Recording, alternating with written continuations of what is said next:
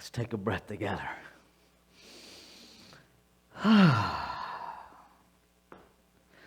So this morning we wrap up our monthly theme, Everyday Wonder as Community.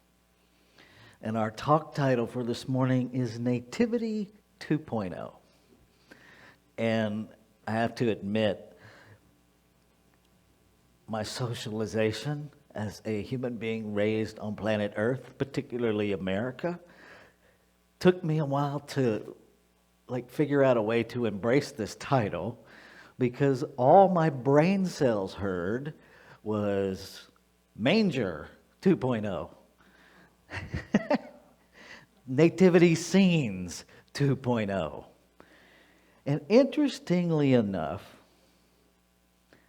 nativity, the first definition of nativity, is the occasion of a person's birth. Any person, not just one person, but that's how language morphs, right? There was a time when bully meant good fellow. Now it doesn't. It means the exact opposite. The root of the word bully actually means good fellow. And so language morphs. And so I was very much stuck in the morphed definition of nativity. Here's what's even more wonderful to me. If we go all the way back to the Latin for the word nativity, it literally means arisen by birth. Arisen by birth. Now, if we think about that for just a moment in terms of consciousness, in terms of oneness, in terms of wholeness, well, now I'm excited. Because the occasion of every person's birth is consciousness itself arisen by birth. That we are literally that in physical form. And it's just exciting to me to lean into that. Now, it didn't completely exempt me from all the imagery of Christmas and the manger and no room in the inn. And so I just sat with that stuff and I allowed it to inform this talk. And it's interesting to me that, thank you. The perspective that I've always gotten from growing up in Christianity, the whole there was no room in the inn was always a negative. It was always shared from the perspective of they weren't welcome in the inn. It was always couched somehow in the idea that Mary was pregnant and unmarried, and so they weren't welcomed in the inn. That's not what it says. It says there was no room in the inn, which just means sold out. If you and I are traveling, imagine everyone had to go to be taxed. Right? That's a whole lot of people. I'm just guessing they didn't have the infrastructure to accommodate all the travelers. And that it was absolutely not personal. That it wasn't one of those cases where, oh yeah, we got 3 rooms, but we're not giving one to you. But that's how it was always presented to me. That there was some negative connotation. That morphed into Jesus and Mary were poverty-stricken, which is why Jesus was birthed in a manger.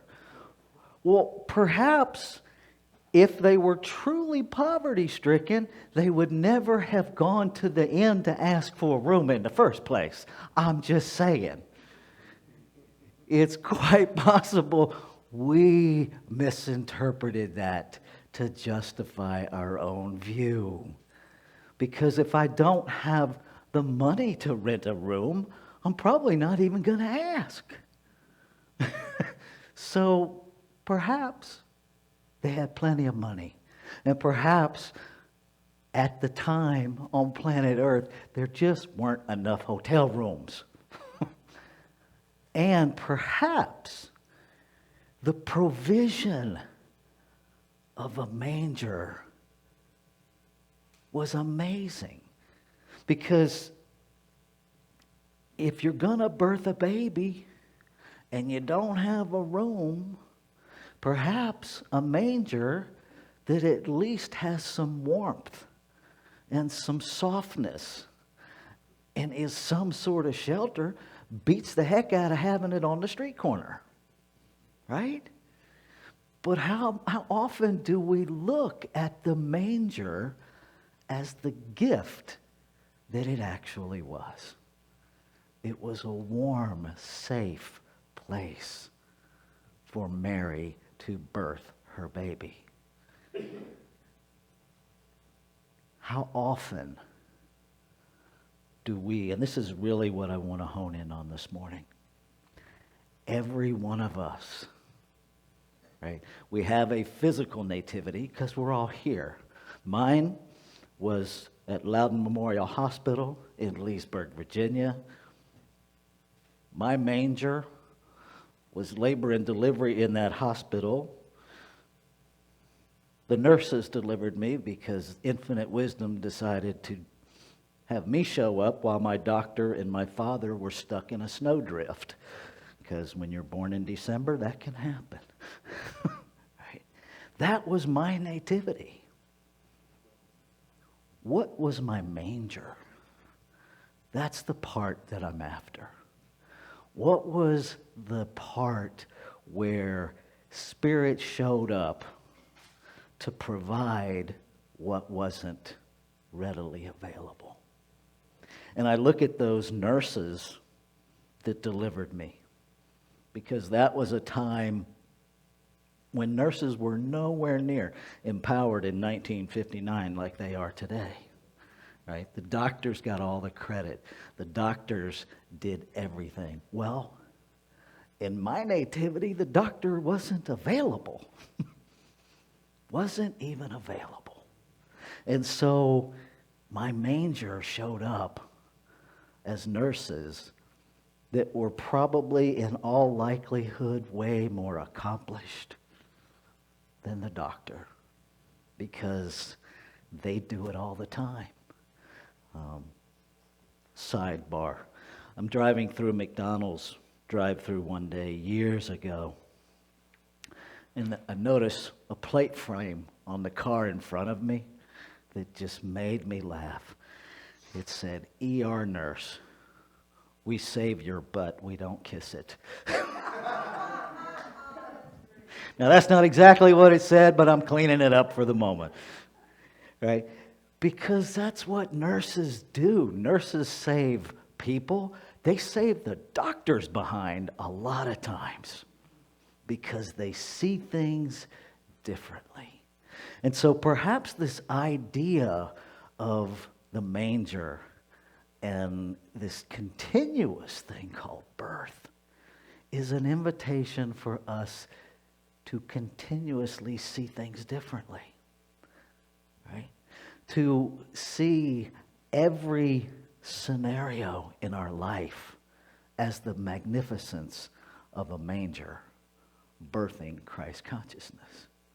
That every uncomfortable situation is only uncomfortable because we have it compared to something that we've decided might be more comfortable. That if we didn't have the concept of an inn, would the manger be a less than? Probably not. If we didn't have the concept of no shelter, or shelter, would no shelter be a negative? Probably not. And for me, one of the gifts of this Christmas season this year is really leaning into this whole comparison thing and how it just steals every shred of joy available to me. Christmas is hard for a lot of people. It just is, you know. It's like Mother's Day and Father's Day because, take out whatever volume of Shouldapedia you're living from in your consciousness, right? And there's chapters on how it should be, of how Christmas should be. And we've taken the idea of the Magi bringing gifts and commercialized it until we've stripped away all the joy. We've turned giving into shoulding. And if you don't have the capacity to give the way the Shouldapedia dictates that you should give, then suddenly you experience yourself as less than. Now think about that. We're all operating from conditioning that came from people we've never met in this physical realm, and yet we're surrendering all of our power to them of our sense of our own worth because we can't do something external that somebody said we should do. It's interesting, isn't it? This year, Deborah and I made a conscious choice to do nothing for Christmas. We weren't even sure why. It just kind of came up for us. And what we've realized is it has given us time and space to really evaluate what are we celebrating this time of year. And mostly we were celebrating somebody else's should book. Right? We're celebrating what we're supposed to celebrate, what we should celebrate, and completely lost what is available to celebrate, which is the birth of consciousness in every physical form, beyond the behavior, beyond how somebody shows up, to look into somebody else's eyes and see God, no matter what those eyes are doing. Am I willing to look into your eyes and see God? To move it beyond intellectual knowing to seeing you with the eyes of my heart. One of the things I was taught when I studied with the elders of the Eastern Band of the Cherokee Nation, look with my eyes, see with my heart. Listen with my ears, hear with my heart. Speak with my mouth, form the words in my heart. That it all goes back to the heart. And I suspect that the brightness of the light that people saw in that manger was Mary birthing her firstborn from her heart. And it's interesting that we sometimes miss, for me, the most magical part of the story in the Bible is that it all started with a vision. It all started with a vision. Mary had a vision that informed her of what was going to happen. Before she even knew she was pregnant, something came to her and said, this is what's happening.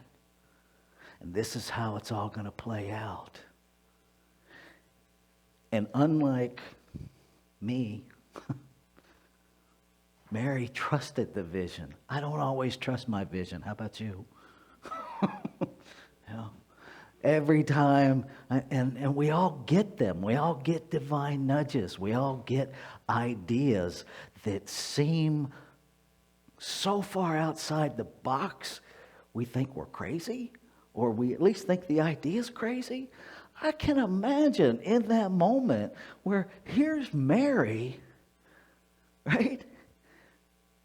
She's got a fiance, but she doesn't have a husband yet. And this is just how the story goes. I don't know what really happened, and neither do you. because we weren't there, right? And who knows how the story shifted as it got written, right? But imagine, because even then there were volumes of Shittopedia. So Mary's getting this vision saying this is going to happen. Imagine her predicament of leaning into that, knowing that what was about to transpire over several months violated a whole lot of her Shittopedia. Imagine. And she said yes. She said yes. And she allowed herself to be used in the service of humanity, to bring forth the example of what is available to each and every one of us. And that's the thing to me now in this moment about Christmas, is that Christ consciousness has always been available because it's what we're made out of. We think we're made out of flesh and bone. Nope. That's just the vehicle. That's just the vehicle. Ernest Holmes. I think sometimes we don't talk enough about Ernest Holmes' really delightfully dry sense of humor. Ernest Holmes called these our meat suits. Because that's really all they are.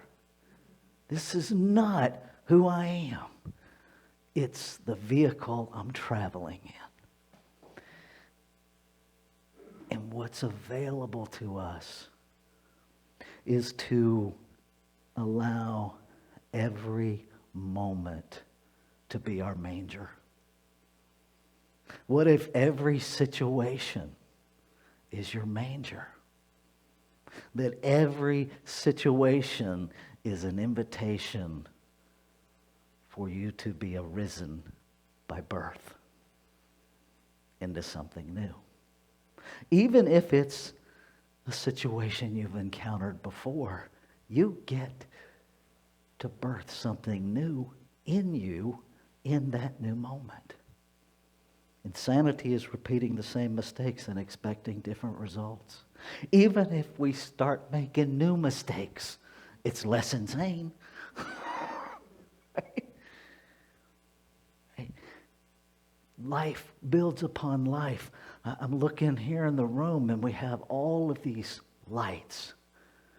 And I can't imagine that at any point Thomas Edison imagined Christmas lights. Right? I just don't think he did. Right? I don't think that's how it went down. But what he allowed himself to say yes to was bringing forth light and electricity and putting all that together. And life builds upon itself. And so if every moment is Christ consciousness, then every situation gets to be a manger. And every breath gets to be a birth. And every newness, we get to be the Virgin Mary. Right? Because in the collective consciousness, you may not have seeded the idea, but it still might be yours to birth. And perhaps that's a twist on this whole virgin birth thing that we can lean into. Because it's all allegory anyway, right? It's all storytelling. And so what if we rewrote it in a way that it makes sense to us? That we keep the essence of it, but just like language evolves, we allow the story to evolve us instead of us evolving the story. What if we did that? I invite you during this next week where we move from celebrating Christmas into celebrating a new year to really allow yourself to spend some intentional time just sitting in the question, what now? What now? And allow yourself to just know the ideas, to become aware. Not to, as much as your little human brain wants to run you down the rabbit hole of strategic planning, don't do it. Don't do it.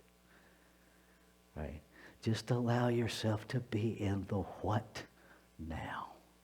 Next week, our Sunday service is going to be quite different because we're actually going to do a visioning practice. We're actually going to vision for Sierra Center for Spiritual Living, to allow the divine in each of us to inform us individually and collectively about what it wants to birth as Sierra Center for Spiritual Living. Not my human ideas, but the divine ideas that I may or may not even be aware of yet. And so I invite you to join us for that. And in this next week, to just be in the question, what now? That there's no answer to be gotten. It's more about staying in the question than finding an answer. Let's take this into prayer.